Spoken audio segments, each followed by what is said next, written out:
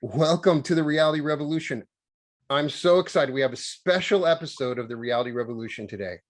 I've had so many different guests on the podcast. We've had science fiction writers, we've had martial arts experts, meditation experts, psychics, and finally today we have a poet, one of my favorite poets of all time, who I've known for a very long time, who has inspired me to start this channel, to write my book.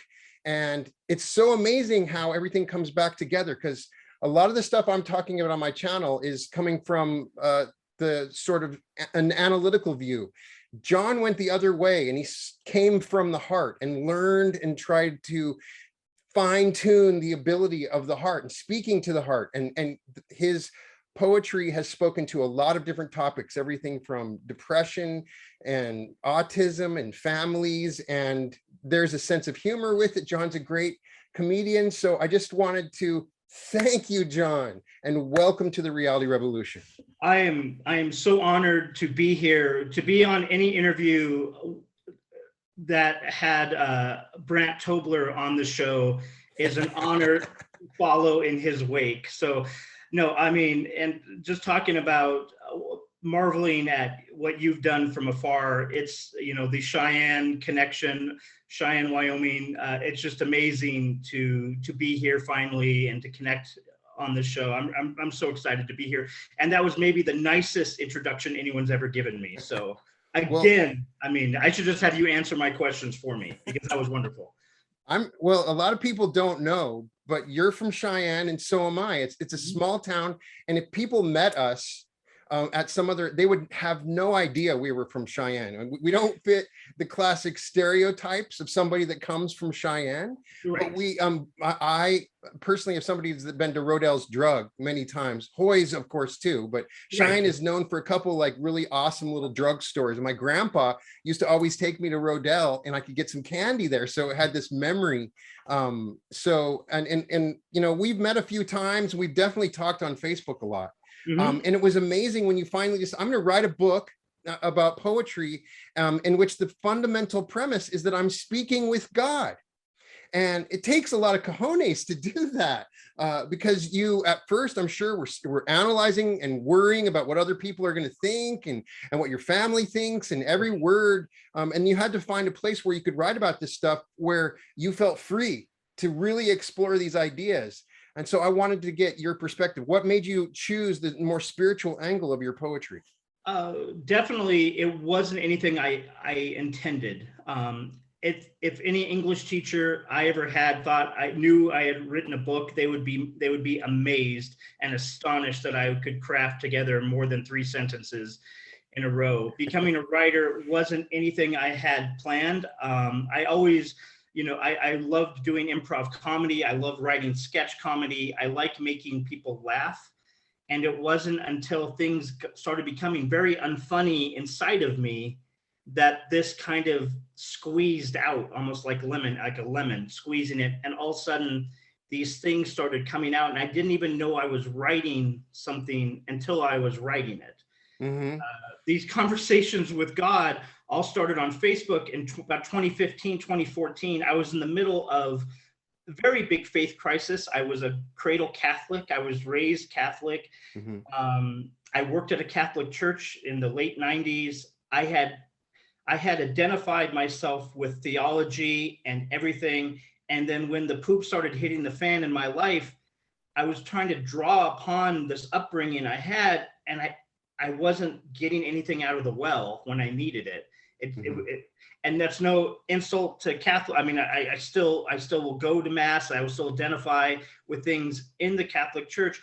But when my crisis moment came, it was really, really hard for me to access all these things I was told as a kid to fall back on. And mm-hmm. it was empty, and I was angry.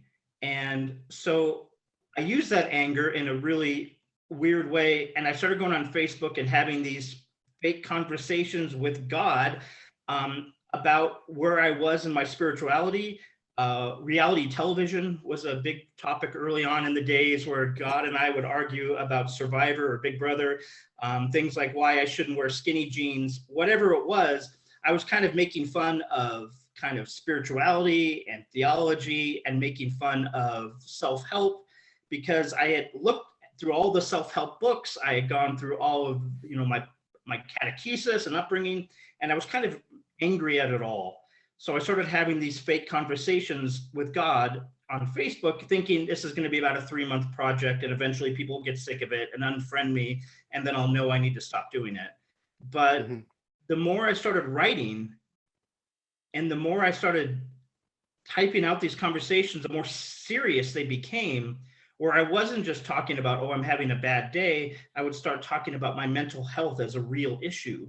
And I was typing out things that were going on in my own life that I had never even admitted to myself, even as a thought. And all of a sudden I'm typing it out. And then you're exactly right. It comes to that moment of like, do I want to post this for everyone in the world to see? Right. Because that's a little extreme. Because it is a small town, and I grew up, a lot of people, when you stay in Cheyenne your whole life, you can't really go anywhere without knowing somebody. So that was, unfortunately, yeah. that right. That was a concern. There was no anonymity.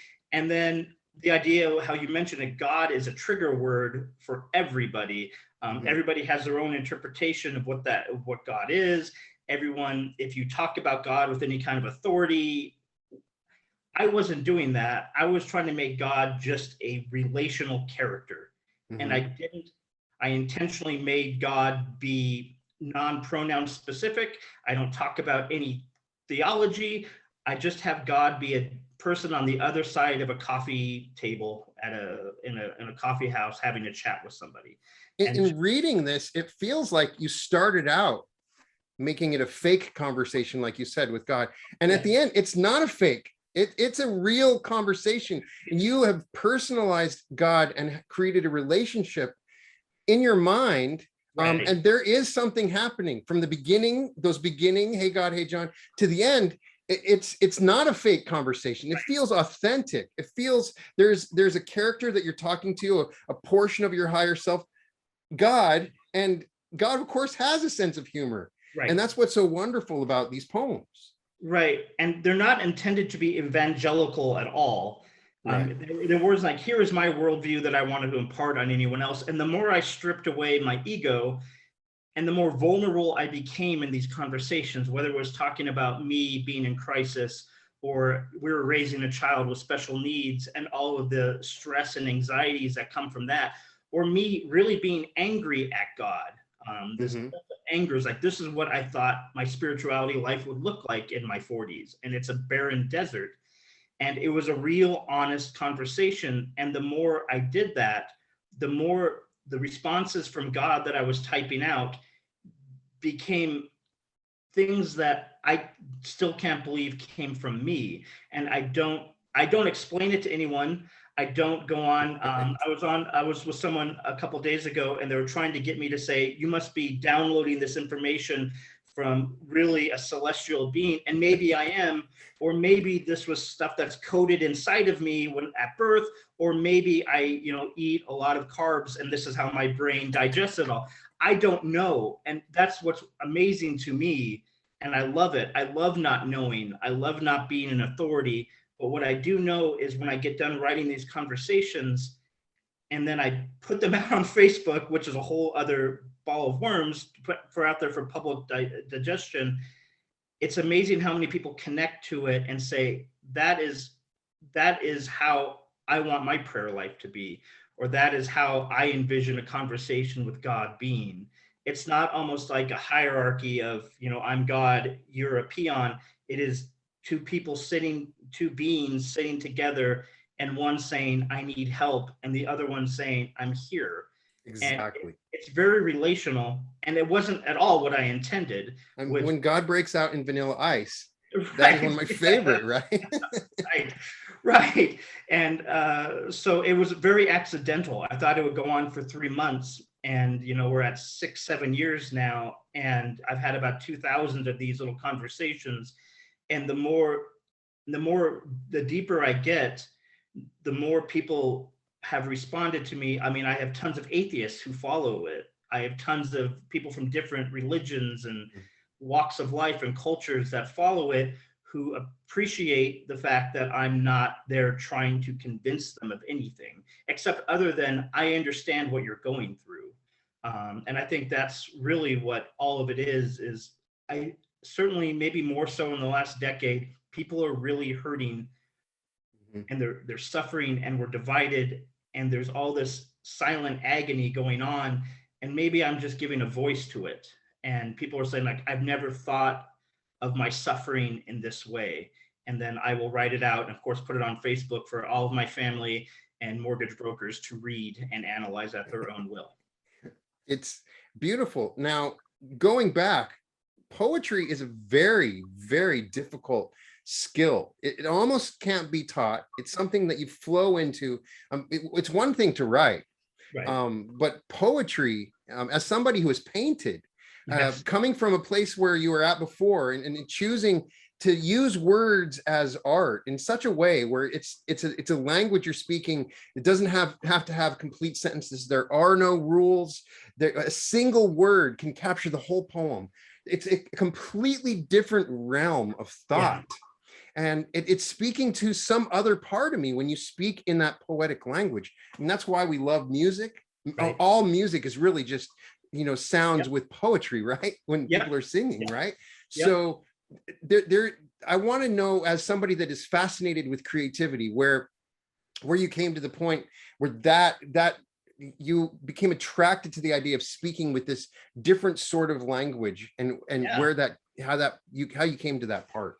That's a really great question. I haven't really thought of it before, but absolutely it began like when I was in third or fourth grade, and I would go into my bedroom and shut the door and put on and get one of those little cassette tapes. Anyone under 40, their cassette tapes used to put into something and press play, and I would listen to Synchronicity by the Police. Right. And those lyrics, I remember like third or fourth grade hearing those lyrics and the things that they were singing about.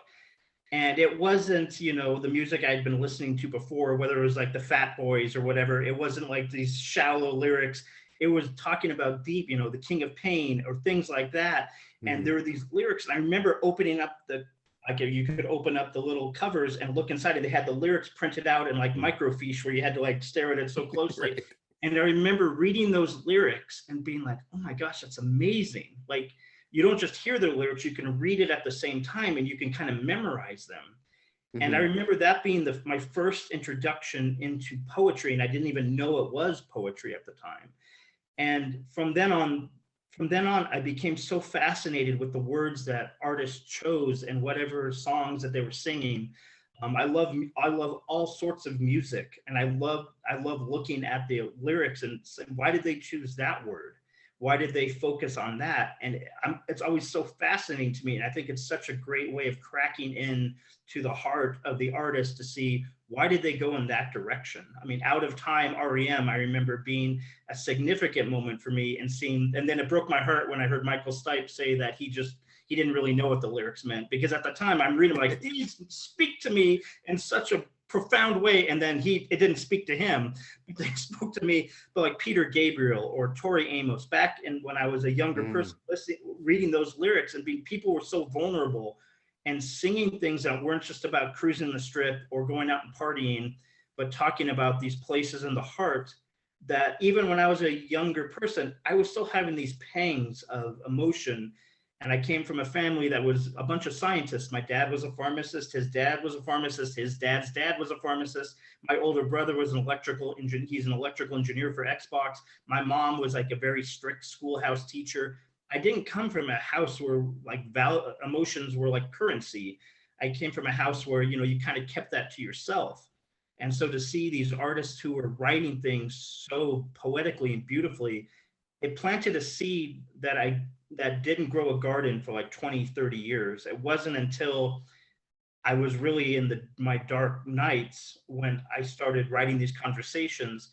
And at first, God was responding back in kind of plain language. But over time, like God's responses were more lyrical or poetic. Mhm. And all of a sudden, I was writing poetry, and I'd never read poetry before. I mean, I got maybe C's in high school. I didn't ever read it. And now I'm completely immersed in it. But when I started writing it, it was the cart before the horse. I just had all these emotions and thoughts inside of me that I was just spilling out into the paper. So it was not because I studied it or went through I know there's a bunch of poets out there.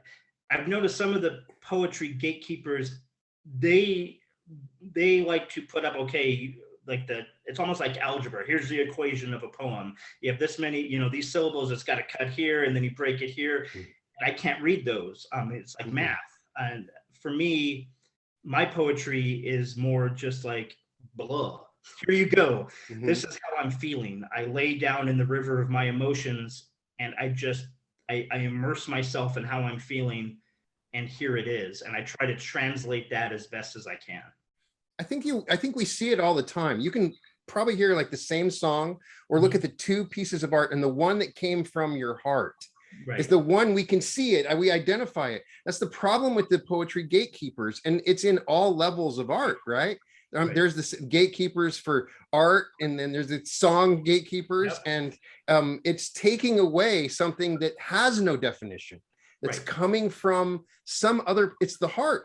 The heart has its own language. And I think that we're all kind of starting to learn this language, because we've been, as a species, we're thinking with our minds most of the time, just ignoring our heart all the time. And I see that coming through with a lot of your poetry. It's a conversation the mind is having with your heart, right? Yeah. It's almost like a hostage negotiation for my soul.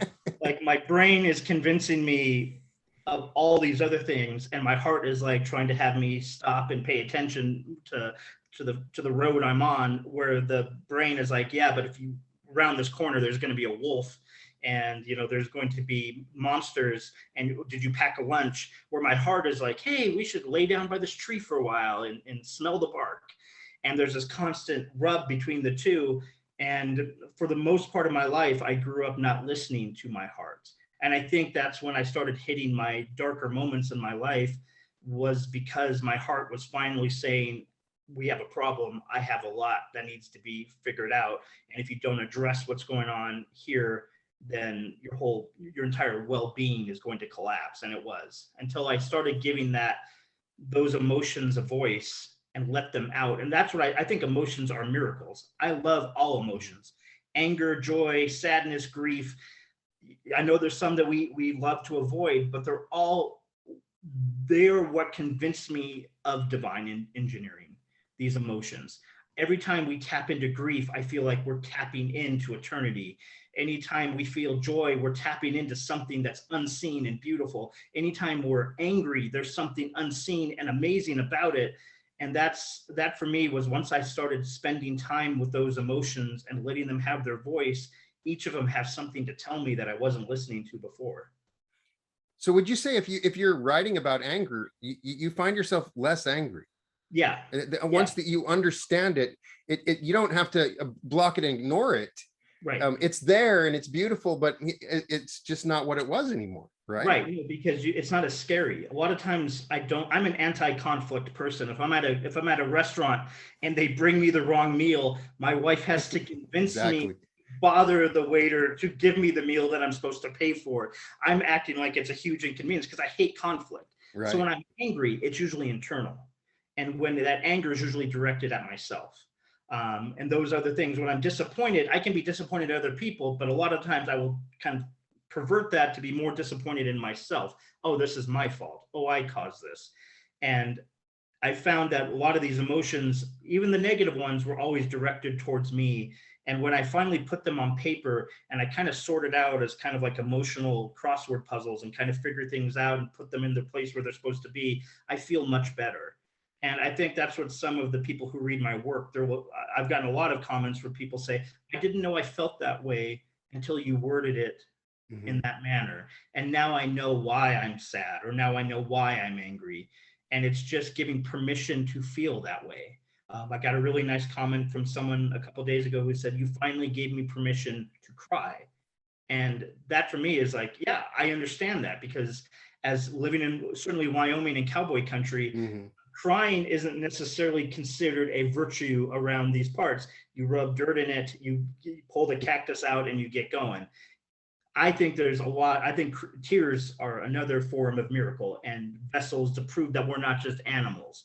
Animals, feel, that's for me, tears prove that we have souls because we feel something so deeply and so profoundly that it creates a physiological response. And so I'm always fascinated by whenever I'm at that point where I'm going to cry, I need to sit, and I love, it's almost for me a sacred moment. I like sitting with it and be like, what am I crying? Why do I want to cry? What is bringing me to that? And I try to spend time with that as much as I can before the moment passes. It seems like since you've started writing in this way, you've created a neutral observer that has really aided you. Like you experience the moment, but there's also a part of you that is able to step back and watch it happen. Yeah. I absolutely don't have, and this has not served me well in my professional writing career. I'm not the most ambitious of people. Right. I have not been banging down doors trying to get published. I've done everything self-pubbed. I don't, I don't network. I don't really do good with that kind of thing. I don't have an ego when it comes to things I write. I try to step myself out of it every now and then, and I will write about some personal experiences. I only try to do that about 20% of the time, but I try to write it in a way to make it like a universal, like I'll explain what I went through and try to find that intersection with someone else who maybe didn't have that exact experience, but will meet me in that intersection of like, oh yeah, but I know what that feels like. And I try to always make it about, because that's where I think we all are connected in this age of division and anger towards each other and tribalism. We all feel things, and we all feel happiness. We all feel sadness. We all feel grief. Right now, everyone feels fear. So I try to meet at that intersection from where I'm coming from and where someone else is going to be, and write from that little park in between those two things. So I try to take myself out of it. And a lot of times, I certainly don't write in a way to make myself look impressive to anybody. I mean, my life is a mess. I'm still kind of a hot mess. I'm doing this thing in a couple days, this New Zealand Peace Festival, and I've got to call in, and I'm doing a poem for this Peace Festival. And the lady interviewing me asked me, "It's like, you're an expert in these things." Like, I am not an expert. I'm a park bench with wet paint still on it. I'm in progress.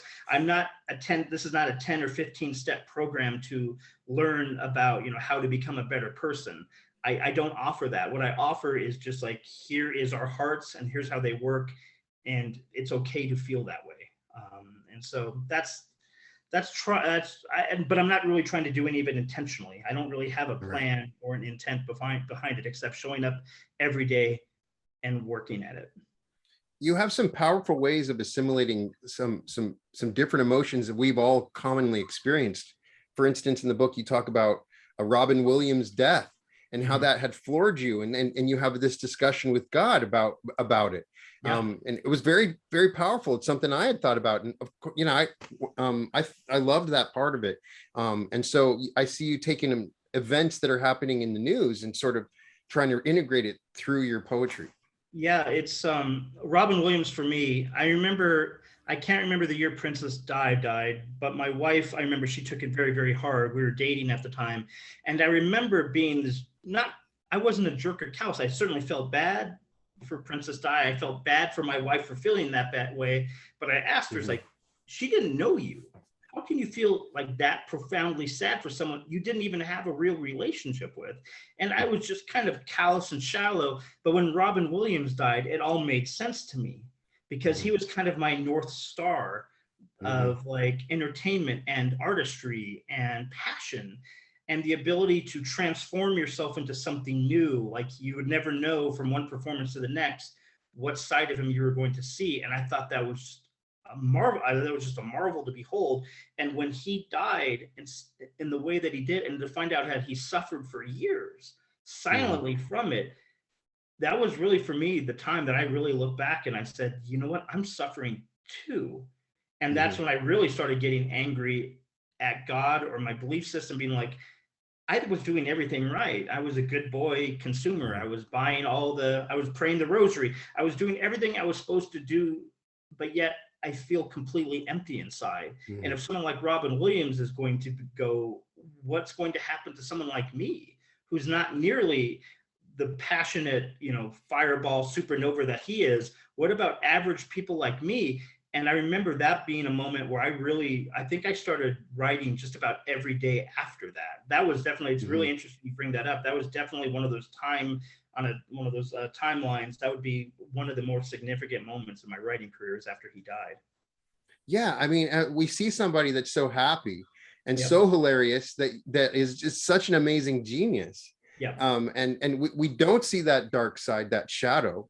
And Yep. really, the only way we can talk about it together as a group is through poetry and song, like you're doing, because there's no other way for us to talk about this. Right. Yeah. We when someone commits suicide, everyone kind of whispers around the water coolers and they don't talk about it. They talk about, it's awful and terrible. But then like an hour later, everyone's kind of moved on. We don't have that safe space just as a culture where we can just all get together and say, we are all on this wobbly, crazy planet spinning around this constantly burning fireball. And we all have this part in our hearts, that this dark territory in our hearts. Some people can't get out of it. They get stuck in it like Amber, but there are these places in our hearts that we just get stuck into that we don't feel comfortable talking about with other people. And, thank God for mental health, thank God for professionals, but a lot of people don't feel comfortable doing that. And so I definitely have become more aware of, when I write something that talks about mental health, I definitely want to give people who read it the idea that it is totally okay to feel like there's something broken. You're not broken. Like, you as a person are beautiful and perfect. There could be something in your life that is broken, but that does not mean that you as a person are broken. And give the permission for people to just feel better about themselves. Because when I was broken, and when I break, I know I'll break in the future, whether it's tomorrow or a year from now, I want to look back and say, just because this moment is broken, I still believe I was created out of some sort of universal love. And I was created by some sort of artistry. I think everything is created out. I think every piece of creation is something out of celestial art. And if we got past that part where my life is maybe broken, but yet I am not broken. And it's that rub there that I'm really trying to still flesh out in my writing.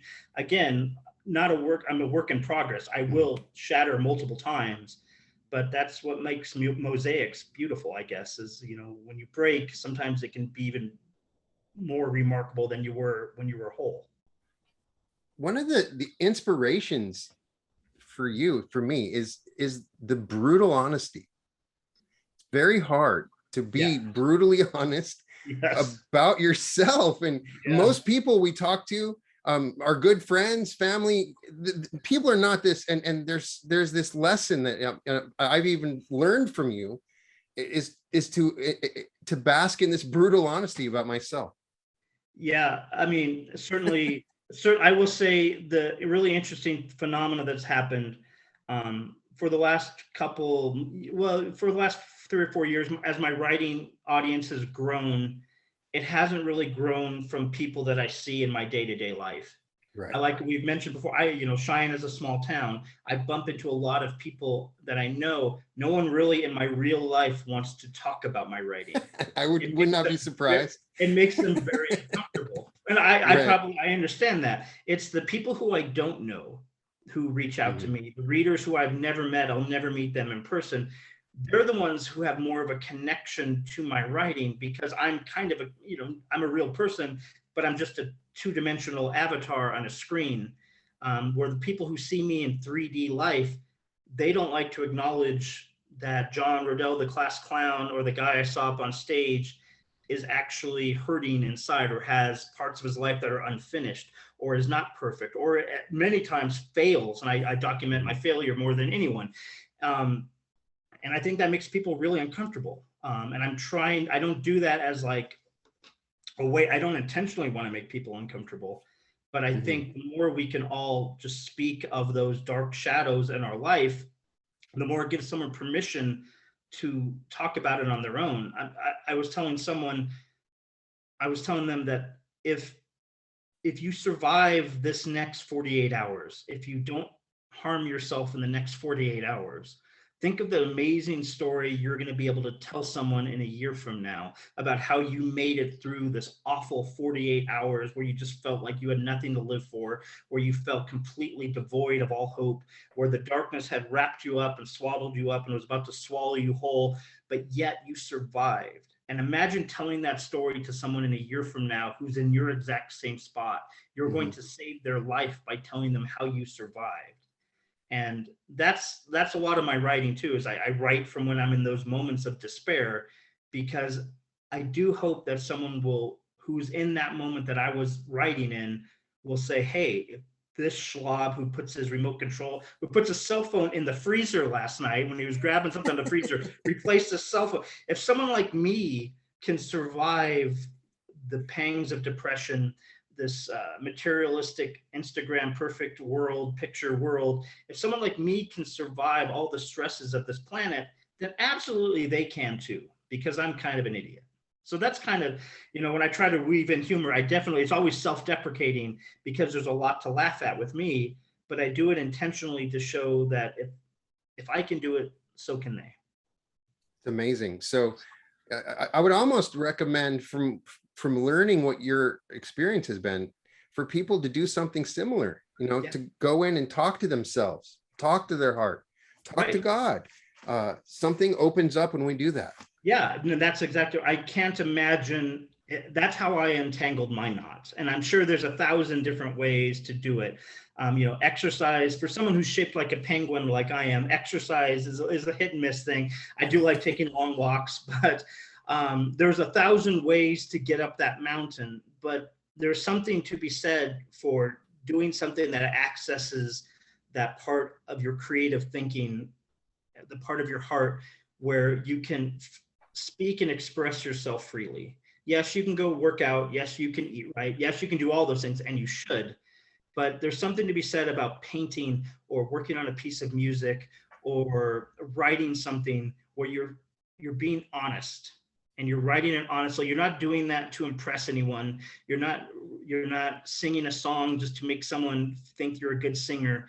You're singing because your soul has something it has to say. And so I think that's how writing worked for me. And I've taught a couple writing workshops, and that's kind of what I talk about, is like, there is something underneath this ice in your heart that is banging at it. It wants to break through. It needs to come out of the ice. And the pen for me was the way I was able to break through the ice. And hopefully that's kind of how I try to teach it, is like, it doesn't matter what you write right now. I'm not going to grade it. I'm not going to judge it. As long as it seems like it's authentic and you're not just writing to impress a teacher. Write something that is meaningful to you. Write something that you didn't even know you thought of before. And so, yeah, you're right. I mean, I encourage people to have conversations with their spiritual, even if they have no spirituality. My atheist readers, I tell them, they say God doesn't exist. I'm like, okay, that's totally great. I'm not going to argue with you. But for them, God is their own consciousness. It's their own supercomputer in their brain. And it's like, okay, this is a great way to access that supercomputer. Give it a voice. Let it talk back to you. Let it kind of let you have it, and you can let it have it. I find it to be sacred, but I think if you speak freely to whatever higher power, even if you're your own higher power, if you speak frankly and freely to it, you'll be amazed at what you'll hear back. It's truly amazing. Now, one of the things you've talked about in your books, as I've followed you on Facebook, your autistic son, and people are in similar situations to yours, and you tell about your experiences and stories, and you talk to God about the struggles that you've had and how beautiful it is. And some of this is your most inspiring work. So I wanted to just get your thoughts on that and how that inspired you.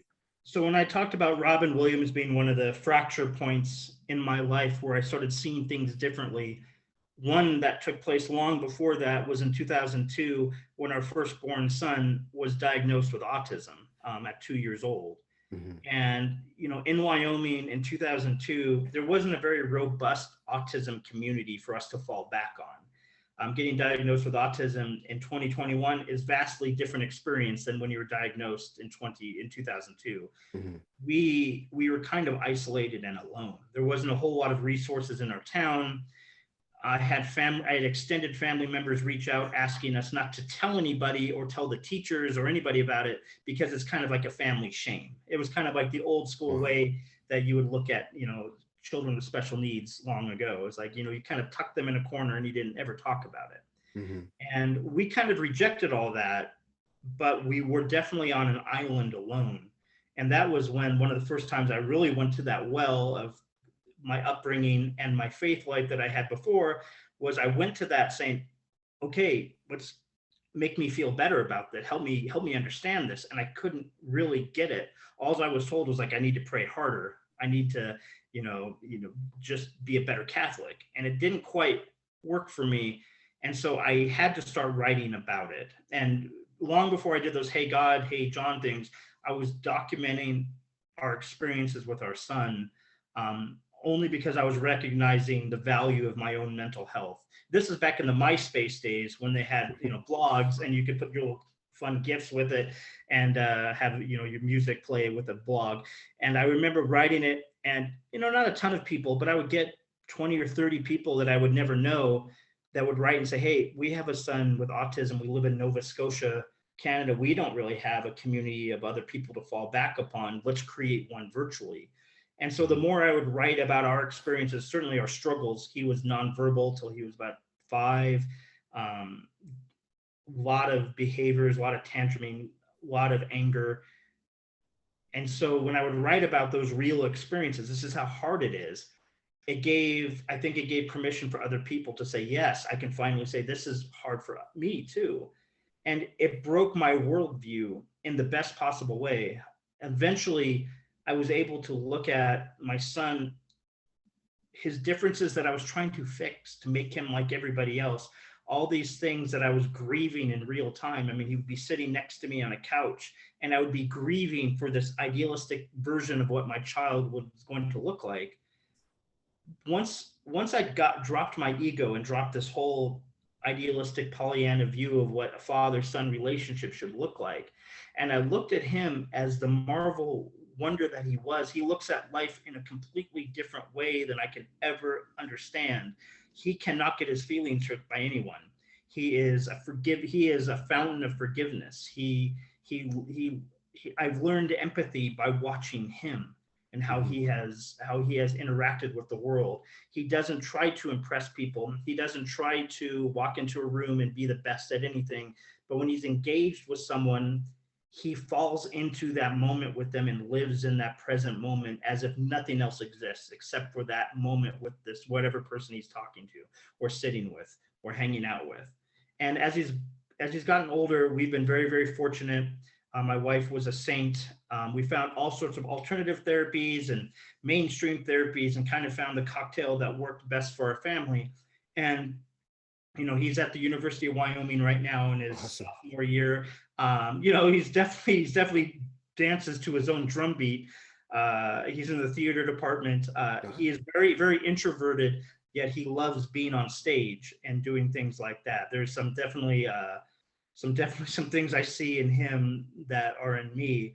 But his worldview definitely changed the way I look at my life, and I look at everything, how we expect life to be like this. And this is probably where all midlife crises come from, is you expect, okay, when I'm 50 years old, I'm going to have a car that's the envy of my neighbors. When I go to reunions, I'm going to be able to hand out a business card that shows how impressive I am.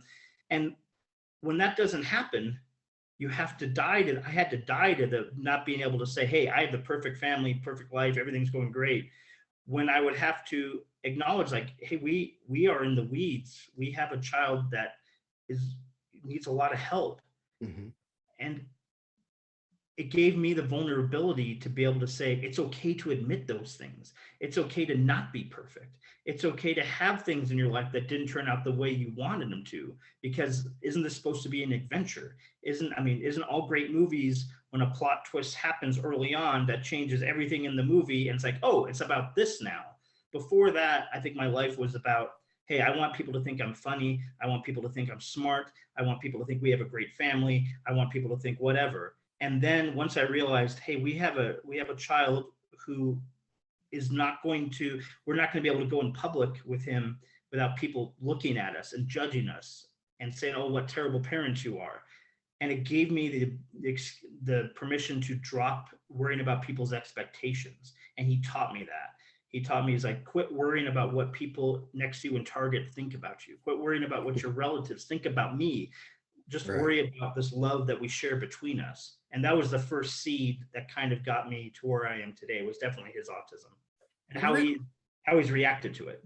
I've read some interesting scientific articles that that argue that many forms of autism are actually a higher level, more vivid level of consciousness, Yeah. sort of stuck in a lower level of consciousness. And it's hard for because they're coming from a higher level of awareness and consciousness. And what we see, the offshoots of that, seems like it doesn't fit, but it's actually, we could all seek that level of more vivid consciousness that they're experiencing all the time. Does that make sense? It does. His sensories are, he experiences life differently than I do. He's at a different wavelength. Right.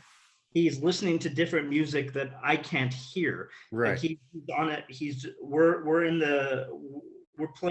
listening to the same lyrics, but he's playing different music. It is amazing. And I don't find it alien. It's not like alien who's like completely, I find him to be the most natural person I know. There's nothing supernatural about him. Right. He is pure love and respect for anyone he meets, even if like in high school you'd have a bully who would just be awful to him because he wouldn't conform in the way that you're supposed to in high school, and someone would be terrible to him.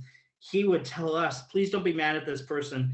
They're probably really, really sad on the inside. And this 16-year-old wow, who just, maybe got punched or whatever, like he would not, I got two other children who love to, be brotherly and torment their older autistic brother because they feel like they love to tease him. He's like, oh, don't be mad at them. They're just brothers doing, like, he has this kind of self-awareness beyond my understanding. And he's definitely been my best life coach. He's definitely taught me to quit worrying so much about what other people think, except worry about how they feel. Like, that's the difference, I think.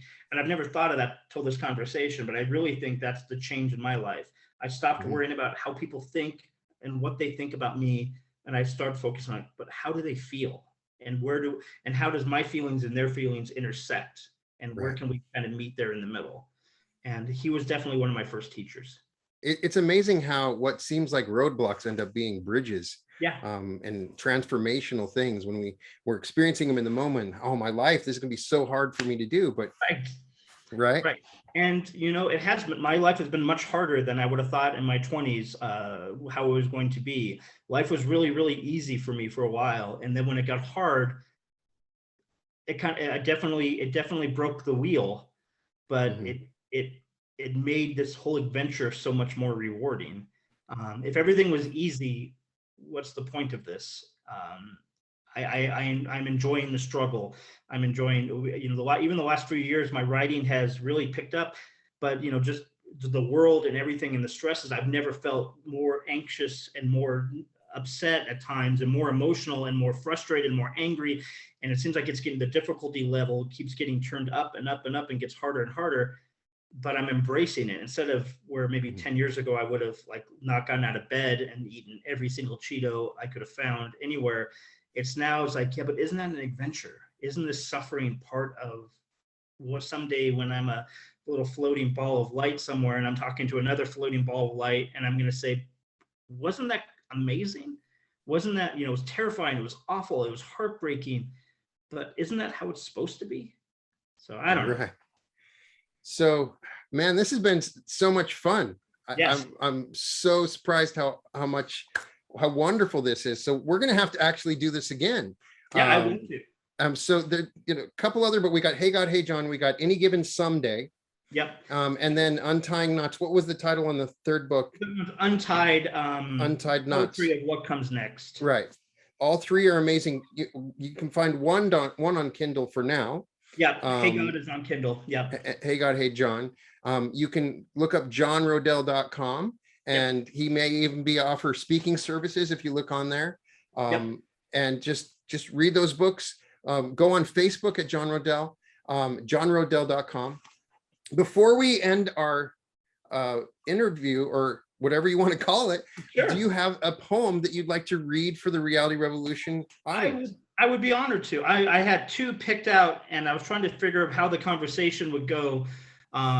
So I think this one's perfect. All right. And I've never read this one out loud, so this will be a groundbreaker. So when we were talking about how I kind of untethered myself to my traditional upbringing and my faith life, not because I find I'm better or it's like insuperior to who I am. It just didn't feed me as it used to, and so I found myself really without a community, without a church. Mm-hmm. And I'm not really an outdoorsy person. I've lived in Wyoming my whole life, and we're surrounded by the outdoors. I'm always considered myself bear bait. I'm always convinced when I go outside, either a bear or the Blair Witch are going to kill me. So I've never been a really huge outdoor person, but the last few years I have been. I've been taking long hikes. I've been spending more time up in the Granite Lake and, Crystal, and just there's a lot of beautiful places here in Wyoming that I had overlooked for my entire life because, it hadn't been my thing.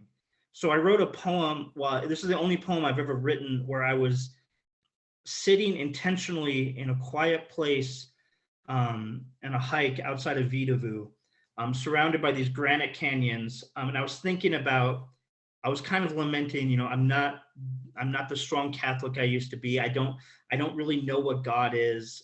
Religion for me growing up was like, here is God. Here's that recipe for what everything's certainty. God is this, God is this, God is this. And I was like, I don't know anything about God, and it's all a mystery. And when I wrote this poem, I finally, by the end of it, embraced the mystery that the best part of God is really not knowing anything about God or how any of this works. And it's part of the adventure.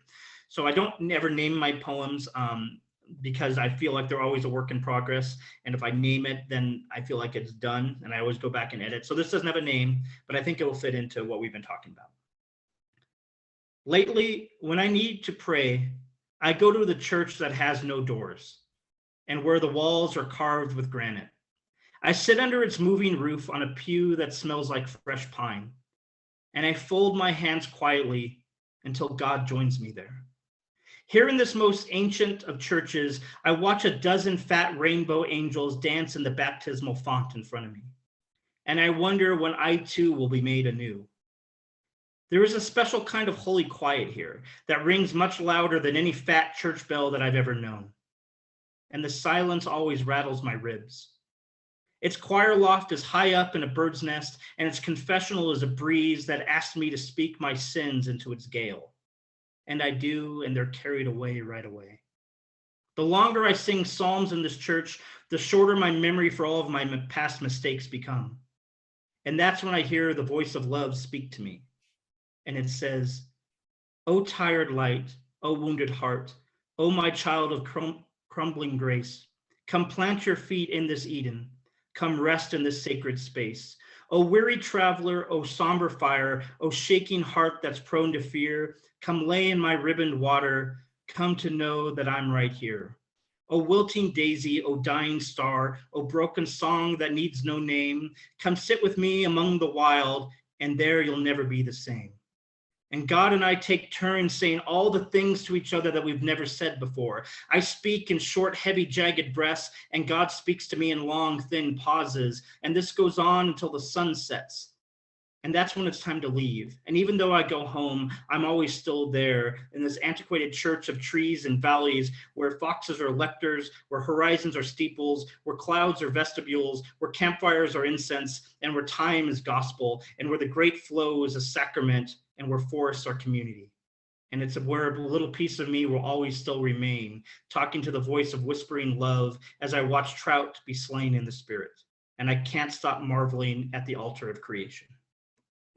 Oh, oh, dying stars. Oh man, thank you so much. Yeah, absolutely, Brian, this was absolutely a pleasure. Thank you so much for having me on. I finally can check this off of my list of things that I need to do. Oh man, I'm so grateful. I am so grateful as well. And Thank you. And everybody, please go check his book out. Please, please, please. You won't regret it. And welcome to the Reality Revolution.